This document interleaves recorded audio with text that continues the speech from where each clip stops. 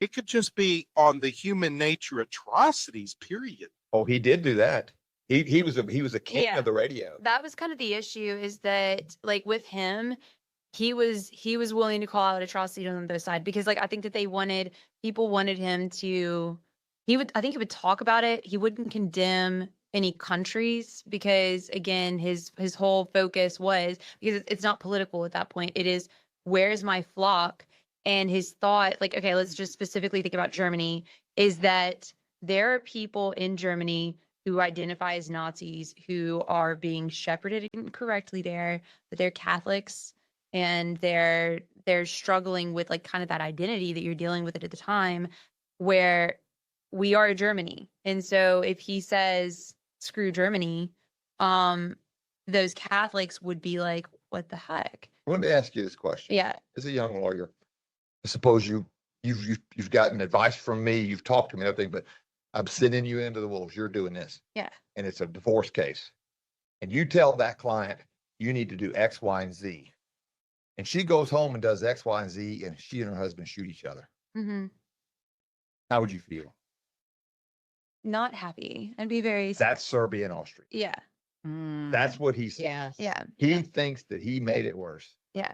And so They might have shot each other anyway. Yeah. But they did shoot each other over X, Y, and Z. Yeah. And that was kind of his thought, is if my condemnation of Germany, it like leads to Germany's fall, and like, which I mean, like, I think that he just wanted it. He wanted the war to be over with. Like, that was it.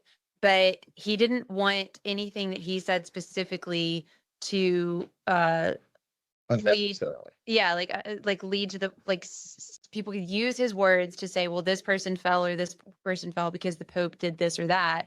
And then all the flock in that country feel like they've been separated from the church in that kind of way. All right. So Dwayne, how would you think you should have handled it? I don't know enough details, but what I'm getting from reading this morning and listening to you all is that his words were quite subdued, because he was trying to maintain influence in all spheres. And I'm just wondering if it's a good question. If that kid glove approach is not the best approach. The movie's portraying it not so much subdued as subtle.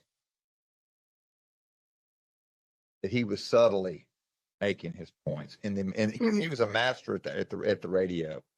I don't know. It's a good question, and it crossed my mind. So I'm not just throwing your opinion out of the window at all. And the big thing is, who cares if it's a country that feels criticized?